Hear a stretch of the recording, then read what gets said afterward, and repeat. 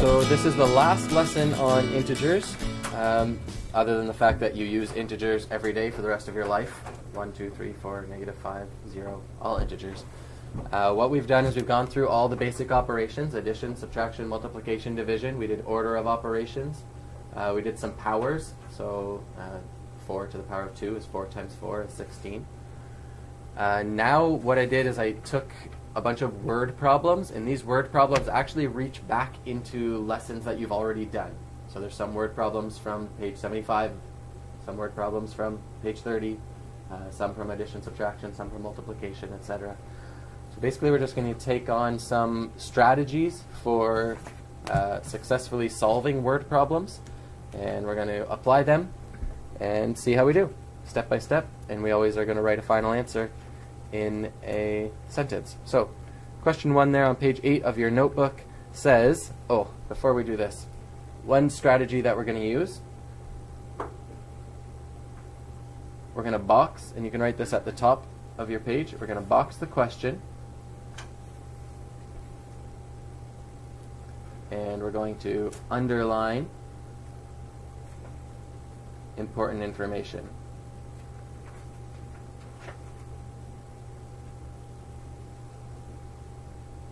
One of the biggest challenges with word problems is just turning the words into numbers and making sense of what do I need, what don't I need. Sometimes the question comes right at the end of the problem and it's easy. Sometimes the question is somewhere in the middle or at the top, and then it's more challenging. The ones we're doing today are mostly pretty straightforward. So we're going to box the actual question so that when you're all done you can say, did I actually answer the question, or is there another step, or did I miss this completely? Then another problem is that sometimes word problems use information that you don't need. They give you information you don't need. So we're going to underline the important information, okay? The stuff that you actually need, like the numbers, and are they going to be positive or negative, or are we multiplying and dividing, that kind of information.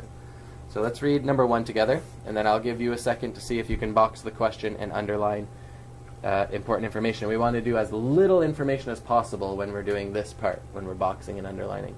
So number 1 says, 6 people entered a chess tournament. Each player played until losing a game. If there were no ties, how many games were played? So go ahead and box the question and underline the important information. So after you've done that on your own, you can double check up here to see if you highlighted the same information. It's important that there's 6 people. It's important that each person is just going to play until they lose. After they lose, they're not going to play anymore. And there are no ties. Okay, now I'm also going to leave it to you. You don't need to write anything in the space, but just do it in your head. So come up with a strategy for solving this one and do it in your head. Leave that space blank because we'll do it together as well. But go ahead and try to solve this one on your own for a second. Let's solve it with a picture. So let's number all of our people. Let's say we've got 1 is going to play 2 in round 1. 3 is going to play 4. 5 is going to play 6. And this is round 1. What's going to happen here? One of these teams in each pair is going to get crossed out, right? They're going to lose and be out of the tournament. So it doesn't matter which one we do. Let's say 2, 4, and 6 all lose. Then we've got round 2. Now there's only 3 teams left, and only 2 can play each other. So let's say 1 plays 3, and 5 just gets a bye into the finals.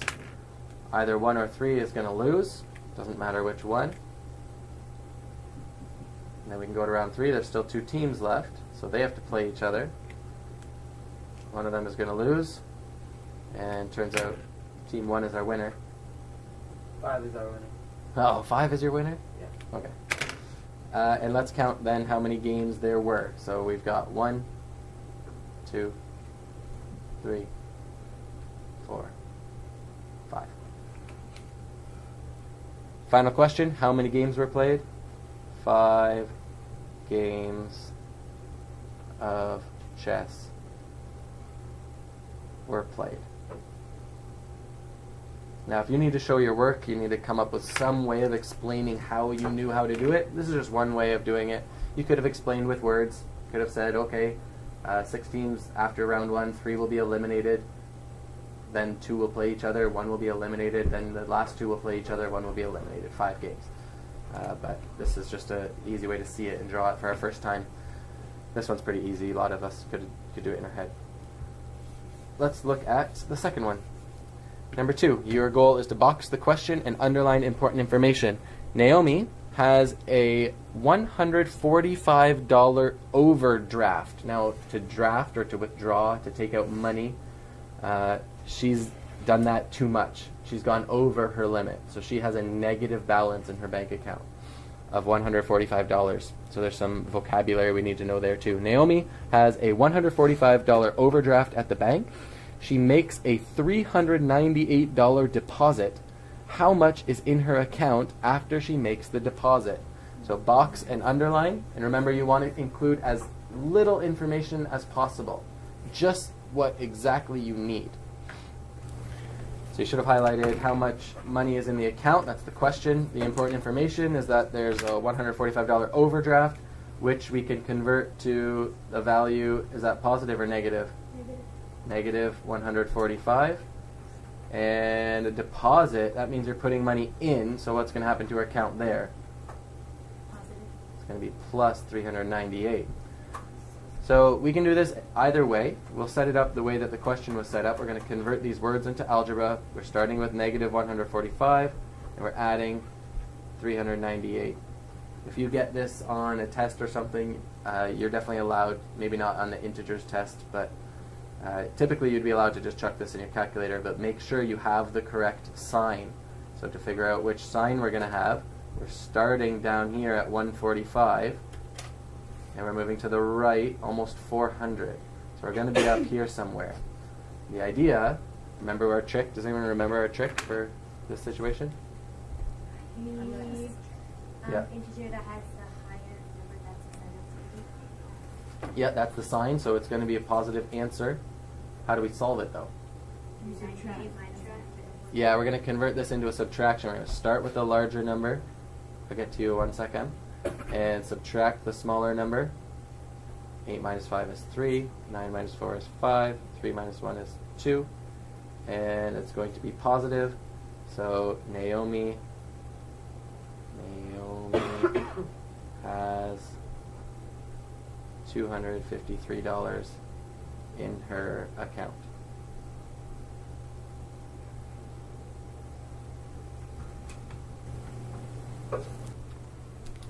Question number 3 says Mount Everest has an elevation of 8,863 meters. So we've got Everest is up 8,863. Death Valley has an elevation of negative 86. So Death Valley is down 86 meters.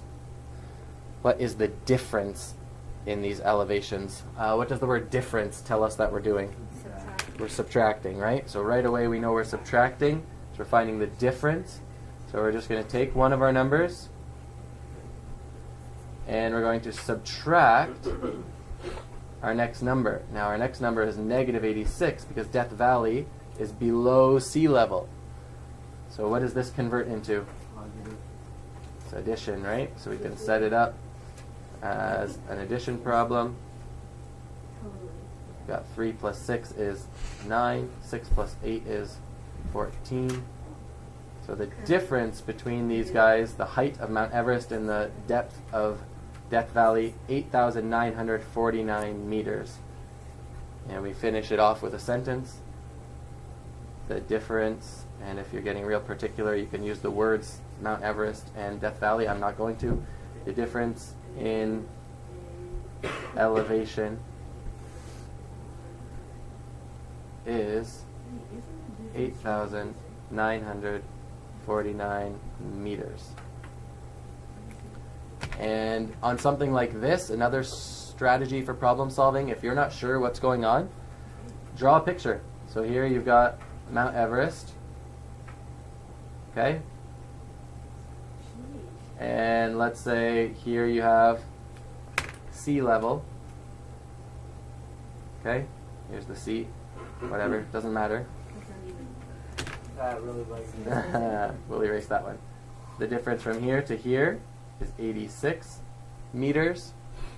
From here to here, 8,863. So you can see it's obviously just going to be this number plus this number, which is what we did. Yeah, you just do 400 times 16, and then add that total to the 5,000. Why would you do 16? Okay, so let's look at it. What we have an airplane with an altitude of 5,800 meters. Then it's going to climb. So it's going to head up 400 meters per minute for 16 minutes. And we just need the change in altitude. So really only the second sentence in the problem is helping us for A. We know he's climbing 400 meters per minute. And he's going to do that for 16 minutes. Okay? Multiply this out.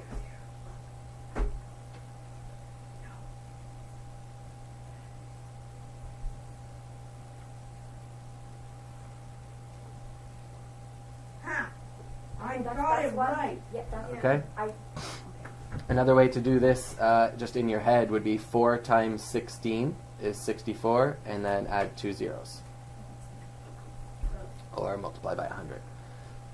Okay, so we have that his new elevation in A, this is for A, the plane's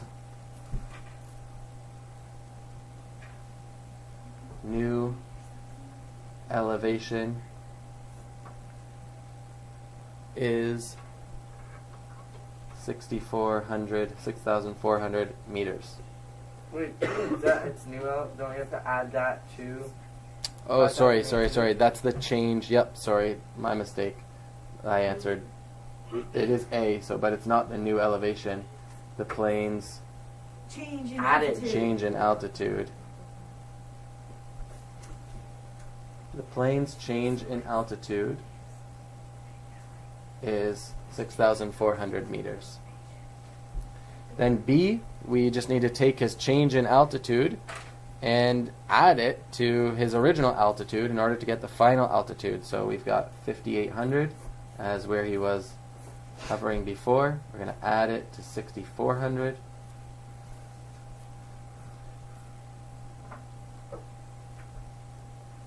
And the final altitude then is 12,200 meters.